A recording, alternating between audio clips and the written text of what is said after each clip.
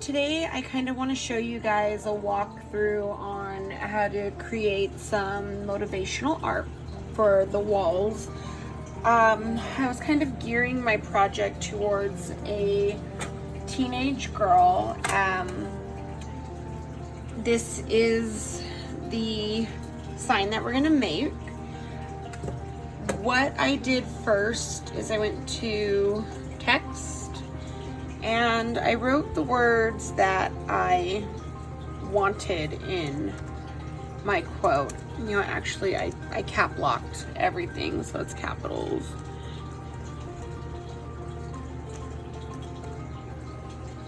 I put a dash in between every word. No spaces.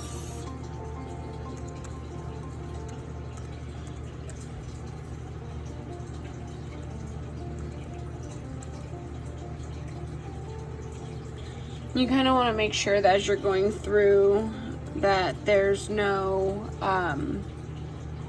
spelling mistakes. And then I shrink it down so that I can see all of my words. And it's really important to put a dash at the last word, because what we're going to do here is we're going to find a font that we like. And I wanted something that was kind of simple and easy to work with. I don't think this is the same font I originally used. But we're gonna go over here to curve. And I want a full circle. So I'm gonna take it almost to the end and see what it looks like. And yes, to the end. So now we have our words in a full circle. Okay, now the way that we make each word a different color is we're gonna go ahead and blow it back up, and we are going to click on the letters and move it into our space so we can see. And now we are going to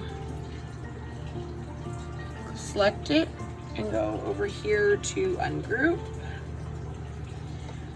Take a second, it'll pop back up, and then we're going to highlight just one word, and we're going to click on the little colored box and go ahead and pick our colors.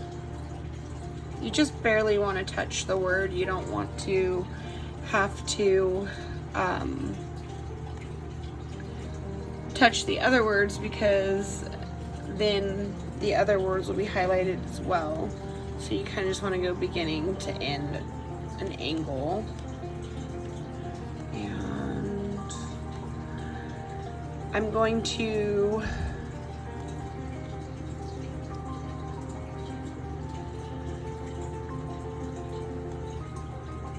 make sure that when I'm done changing the colors on my words, that I go ahead and go back through and highlight them so that I can regroup them. Let's see, I accidentally did that. If that happens, just go ahead and click back and it puts it back in the position it was in, so you don't lose your shape.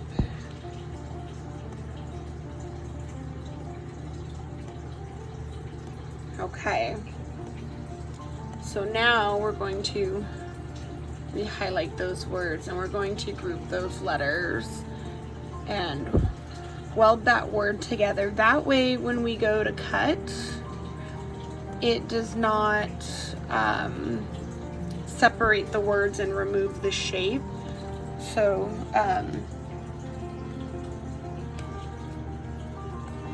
let's see if I can show you. So you have that, and you come over here to weld, and as long as you're just getting the one word, it won't change colors to the wrong color. But let me show you kind of what I mean. Over here, that's not supposed to be red, it's supposed to be black.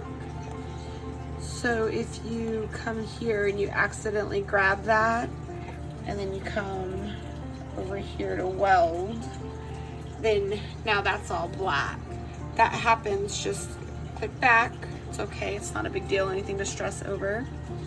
Come back over here again, select your word and weld again, and you should be good.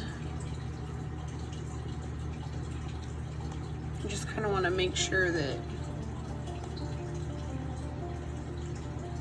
you're not touching those little black letters, because we want to go ahead and keep those black. And now for the center, we're going to undo the caps locks so that it's a different type of word. We're going to return it. Shift R. 1, 2, 3, 4. And then we are going to come up here to alignment, center the word.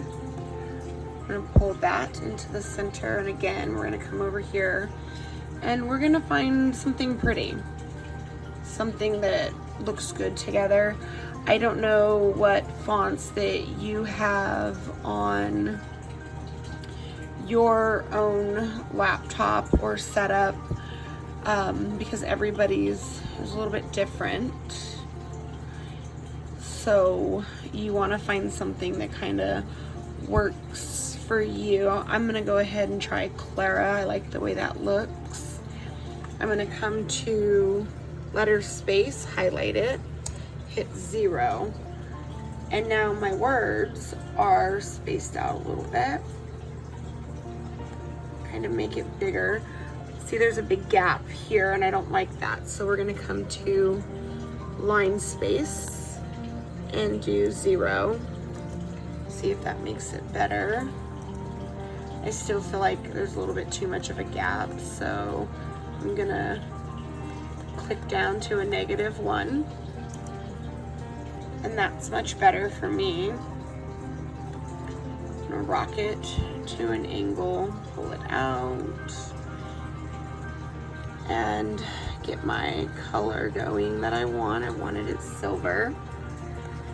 So now we are going to highlight everything. The size on these frames, it's 7 inches square. So we're gonna come up here to height, and I make my signs 6.5 inches. It gives me a nice little space, and while it's still highlighted, I'm going to flip it horizontally. That just makes it so that when I cut, I don't have to mirror it. And then I'm gonna come over here to shapes, and I'm gonna grab myself a circle.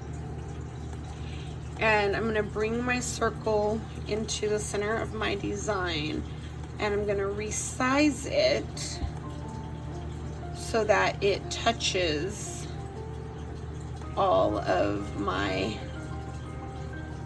letters. Just so.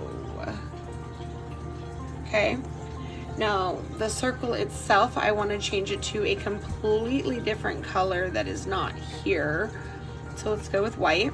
It's still going to be a cut image. And now we are ready to make it. So what I do with my mats is I check every mat that I have by scrolling down and clicking. This is going to be a piece of cardstock, and what you do with the cardstock is you tape it in the center of the front of your frame, because all of your letters are mirrored and they're going to go on the back of the frame around that circle. So that circle is kind of like your map, okay? And what I do is with all of my mats, I have 9 cuts. So I go ahead and I get 5 mats, 1 for cardstock, the rest for vinyl. And I put 1 cut on this side of the mat on the top, and I put another cut at the bottom. So we're going to go over here, and I have the Maker and the Explore, so it doesn't really matter which one you do. I do the premium outdoor vinyl setting, and I do it more to make sure that my cut is clean. And then once I load, I come over here and I click fast mode, and then we cut.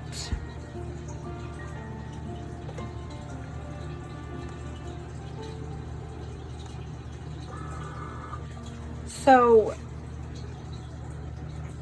I'm gonna go ahead and stop this video.